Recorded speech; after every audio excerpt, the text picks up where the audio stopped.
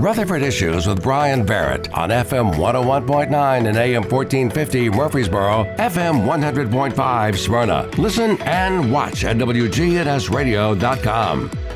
Rutherford Issues is powered by Middle Tennessee Electric, who want to remind you that coming up on Saturday is Earth Day on the Square. MTE is the proud presenter and organizer of this event now in its 24th year. They're going to have local and organic products, live music, and the kids are going to have a good time. They'll have a kids zone, hands-on games, activities. It's don't miss opportunity, especially if you've got young ones. They're going to absolutely enjoy Earth Day. 10 to 2 on the Square, and it's free. That's a good thing, too. Looking for those free, fun things to do? Find out more at rcearthday.com. Well, today our conversation is going to surround the Salvation Army here in Rutherford and Cannon counties. Is that still the name? Did I get all that right? Yes. Okay. Sergeants Keith are here. George Keith and Ruby Keith joining us today. And good morning to you both. Good to have you. Good morning. Good morning. So we just come off, I guess. Some will argue that Christmas, but I really think that Easter is the biggest religious holiday, right? So coming off of Easter and Sergeant Keith, I guess it was a pretty big activity for you guys there at the church. Yes, sir. We had a Spradley music concert. We had an Easter egg hunt, a Seder meal, and of course Easter Sunday was a good celebration. So you put all of those, you were saying, Ruby, that you just spread all of that out in the whole week, right? We did. So Palm Sunday weekend is when we had our concert and our Easter egg brunch and egg hunt. And our egg hunt brought over 100 people. We gave them a hot breakfast. There was crafts and games. Whataburger from Old Fort was there. And they did face painting, they donated eggs, and then they were also giving some things away too. So it was great to have Whataburger there with us.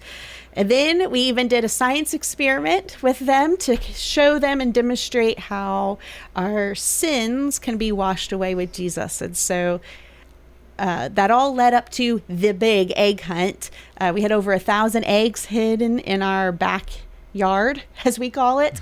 And they got to go out there and have a great time. We had 3 different egg hunts for age groups, 3 different age groups going on. So that way the big kids got some, and so did the little ones. Yeah. And so everyone had fun.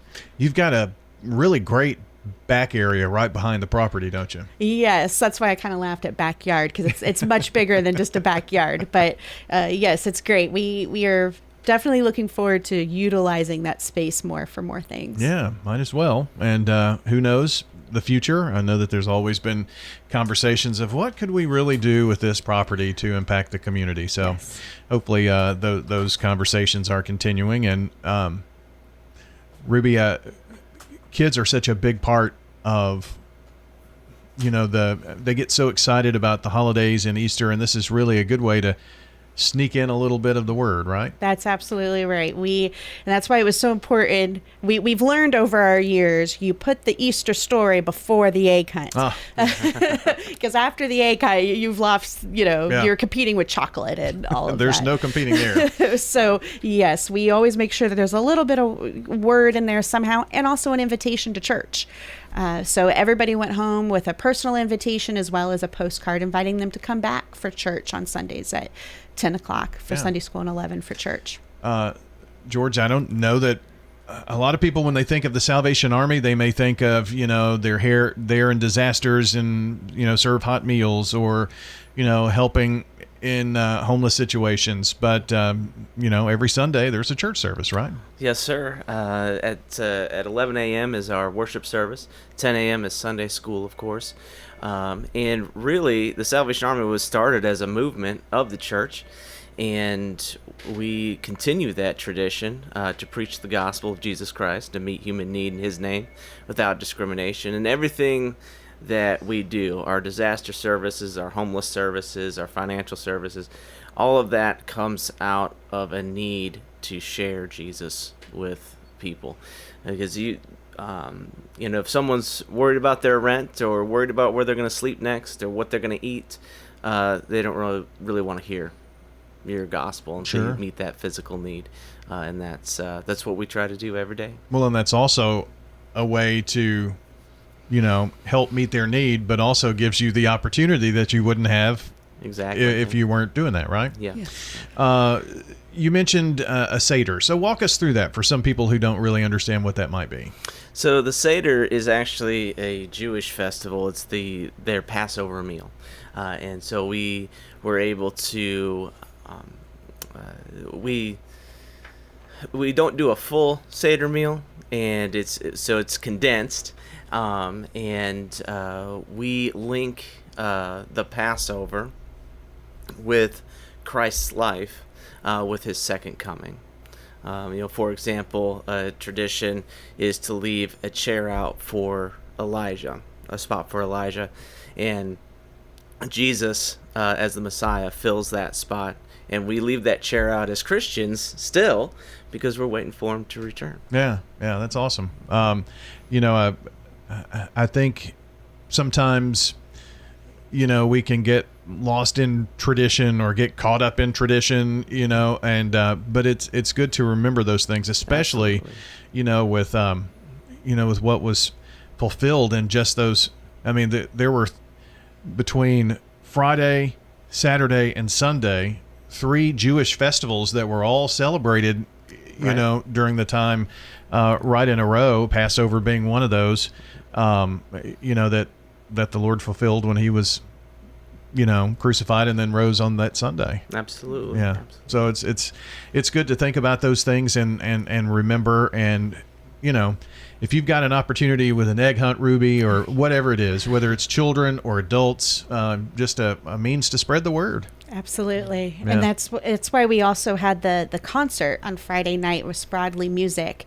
They are a folk acoustic music. They have toured the UK, they've toured the United States, Neat. and they're actually from around here. And so they're back home for a little while. And so they came on down and did some music for us. And it was a great opportunity, another way to, add that touch of the gospel to maybe those that wouldn't hear it otherwise. Now, did you have that in the chapel? We did, Okay. yes. Mm-hmm. Yeah. And it's a family, so it's a mom, dad, son, and daughter. And the daughter plays the violin beautifully, and the son was on the keyboards, and then mom Neat. and dad sang. It was very, cool. very talented family. Very, yes. Well, that's cool. So I guess let's offer the invitation for anyone who maybe is listening, doesn't have a church home, has thinking about that. I guess they should show up. You said 10 o'clock, so is that like a Sunday school time? Yes, so Okay. 10 o'clock is our Sunday school. We have a children's Sunday school and then an adult Sunday school. And then 11 o'clock is when our service starts. Okay. Well, very good. We're talking to the Sergeants Keith, George and Ruby Keith, joining us here from the Salvation Army. And we go right from Easter, springtime to summer camp. You've got to be kidding me. That's a big leap, but it's really not. I mean, we're about just a little over a month away from school being out. So Yes. who wants to talk about summer camp? I'm going to let Ruby take that. All right. Somehow that got put on my to-do list, yeah. if you heard that. I gotcha. So, yes, the Salvation Army has our Camp Paradise Valley. It is actually on Dale Hollow Lake on the Kentucky and Tennessee border. And so it's a great place for our children, our youth of our community, to be able to get away during the summer and have some of those experiences they wouldn't normally have here. There's boating, there's swimming in the pool, in the lake, there's canoeing or kayaking, bonfires, archery, crafts, those kinds of experiences, and you get to make new friends. As well as we always like to say, it's a safe place. They're getting 3 hot meals a day, and they're able to get out of home, get out of normal, and come back at the beginning of the school year and say, look what I did. I got to go do something, which is something maybe a lot of children don't get to do. And then it also allows the parents to be able to provide them with an experience like that. Maybe a lot of adults that are listening right now will remember camp. It could have been a church camp. I went to 4-H camp quite a bit, and for a kid to have a camp experience, there's nothing like it. Yes, definitely. And this year we actually they added a 1-week music camp. Oh, neat. So it could be for anyone. You don't have to have experience. That's part of it, is if you have an interest and you want to see if music is for you, you now have a week of music camp you can go to as well. Well, that's awesome. So how many camps are there? I mean, it's just like all summer, I guess, right? So there's different camps that run all summer long. Mm-hmm. However, our camp, the one that's for our community that we're taking children up there for, is the week of it's the July 4th week. I know that because my daughter's birthday is July 3rd. Oh, okay. And so it's that week. It's a Monday to Saturday. So we take them up on a Monday. We bring them back on a Saturday. And then there's also the music camp. So there's those two, as well as there is a teen male youth camp also available, where they actually camp out. They do more of like an outdoor adventure rather than sleeping in cabins and stuff like that. So really there's 3 opportunities. Yeah. The normal camp for the week, the music camp, and then for the teen boys to go out and be able to experience wilderness a little bit.